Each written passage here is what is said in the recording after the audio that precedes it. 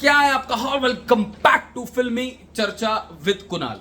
आपको पता है एक मूवी को हिट का टैग, ब्लॉकबस्टर का टैग, सुपर हिट का टैग, फ्लॉप का टैग, ऑल टाइम ब्लॉकबस्टर का टैग कब मिलता है, किन नंबर्स में मिलता है और कौन से फैक्टर्स होते हैं?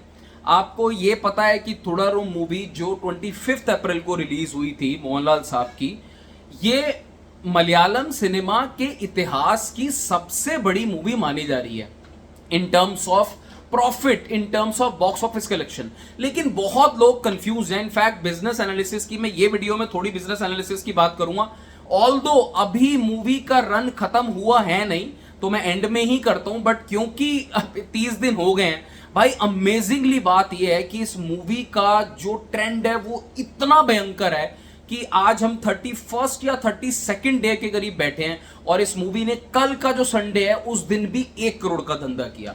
मगर ये वीडियो डेली बॉक्स ऑफिस पे या मूवी कितना कलेक्शन कर रही है उस पे नहीं है।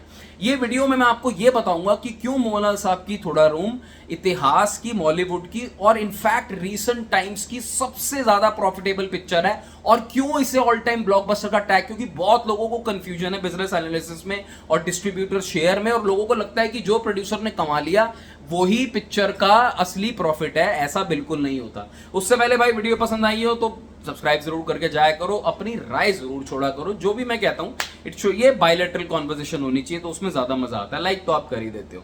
एनीवेज, सबसे पहला अपडेट तो ये है कि भाई आपको थोड़ारूम मूवी जिन्होंने नहीं देखी है 30 मई को, मैं तो बहुत लोगों को रेकमेंड कर चुका हूं। अब ऑब्वियसली हिंदी में थी नहीं तो ऐसा तो लोग अब नॉर्थ साइड में बोल नहीं सकता कि भाई देख कर आओ। 1-2 लोगों ने तो देखी थी बट सारे नहीं देखते सबटाइटल के साथ।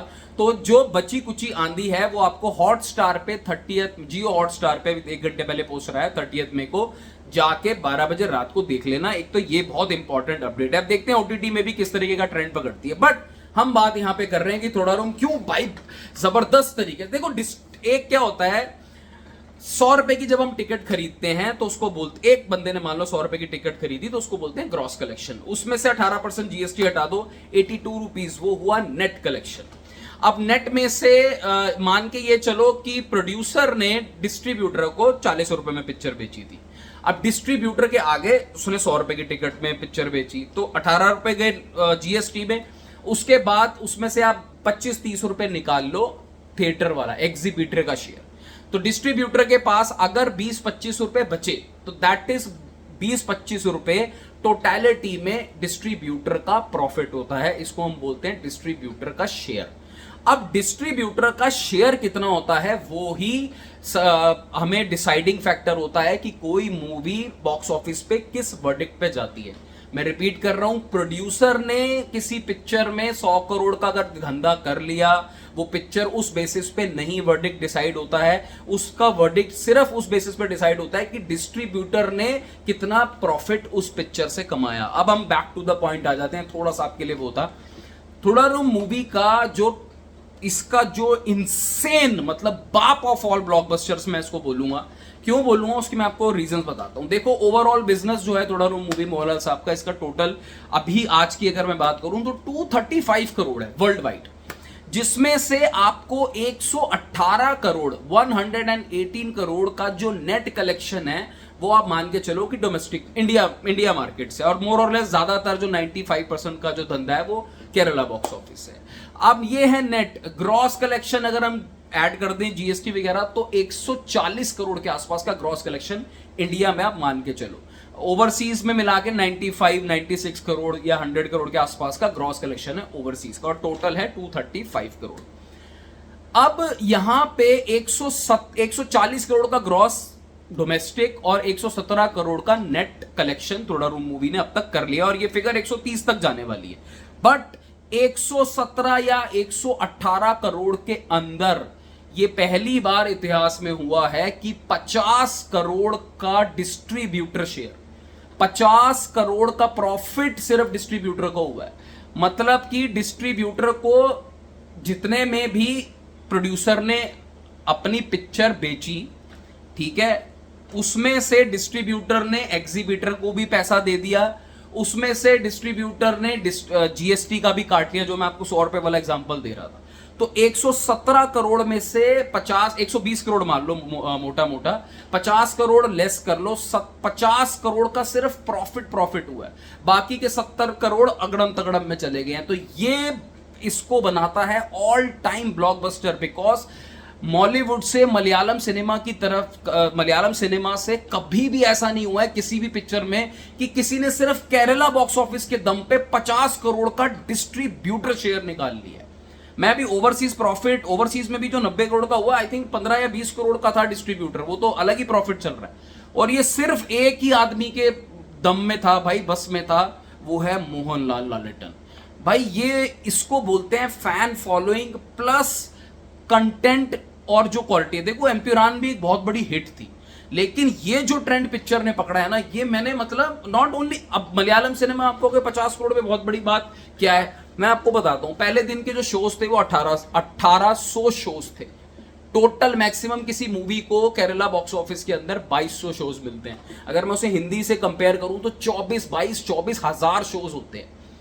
एक 3 करोड़ की पॉपुलेशन वाली स्टेट, 3.5 करोड़ की पॉपुलेशन वाली स्टेट, जहां पे सिर्फ शोज आपके मिल रहे हैं आपको 2200 मैक्सिमम, वहां पे आपने 1.25 करोड़ यानी 75 से 80 लाख लोगों का फुटफॉल मार दिया।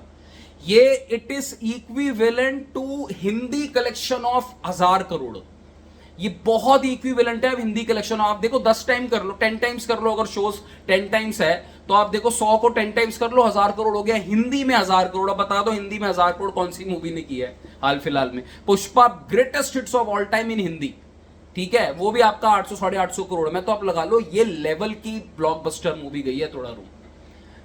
लालेटन मतलब मोहनलाल ने यार एक्स्ट्रा ऑर्डिनरी, एम्प्यूरान भी चली थी बट ये कदर का नहीं था उसका। जो एम्प्यूरान का सारा धंधा था वो ओवरसीज से था ज्यादातर, उसका केरला बॉक्स ऑफिस पे तो आई थिंक 85 करोड़ के आसपास का है।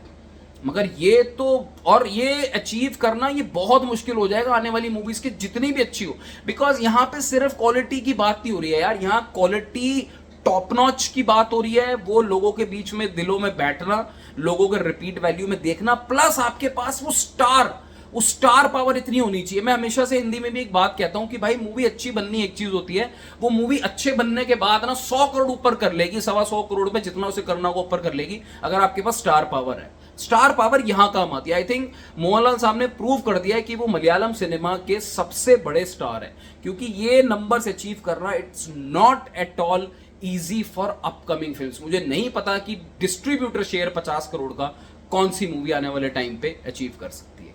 अपनी राय कमेंट सेक्शन पे छोड़ के जाओ। बिजनेस एनालिसिस अभी थिएट्रिकल रन एंड नहीं हुआ है, अभी डे 32 है, 31, 32, 30, और कल भी हम 1 करोड़ पे देख रहे हैं। आज भी न्यू रिलीज है, नरीवेटा रिलीज हो गई, बहुत सारी मूवीज बीच में आ गई यार। ये मूवी रुकने का नाम बिल्कुल नहीं ले रही है। मैं इसीलिए इतने टाइम बाद इस पे वीडियो बना रहा हूं, because the type of trend ये मूवी पकड़ के बैठी हुई है, ये इंसेन है यार ये। और 15-20 दिन चलेगी, 50-55 दिन बॉक्स ऑफिस पे अपना रन पूरा करके जाएगी, देखना आप। और ये नेट कलेक्शन 130 करोड़ के आसपास का आएगा, और इसका overall I think Manjummel boys को आराम से ये बनने लगा देगी। देखते हैं कि एम्प्यूरन के पास पहुंचती नहीं पहुंचती, बिकॉज ओवरसीज से थोड़ा सा मुझे उम्मीदें ज्यादा थी, थोड़ा ओवरसीज से 10-15% का कलेक्शन जो है रिकॉर्ड्स तोड़ने के लिए थोड़ा कम है। But huge achievement for Mohanlal in Malayalam cinema, and huge achievement for Malayalam cinema. ऐसा जो बिल्कुल बेस पकड़ के बन गया है ना, इससे हिट पता नहीं बड़ी कौन सी आएगी। एनीवेज विश तो करते हैं और आए। Take care, bye bye.